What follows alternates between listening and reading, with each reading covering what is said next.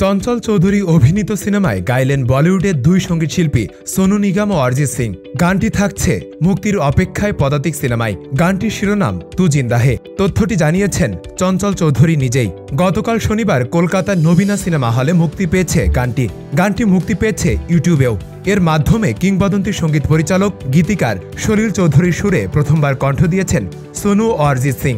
এর আগে গত 14 মে প্রকাশ পায় পশ্চিমবঙ্গের জনপ্রিয় নির্মাতা সৃজিত মুখার্জি পরিচালিত পদাতিক সিনেমার টিজার।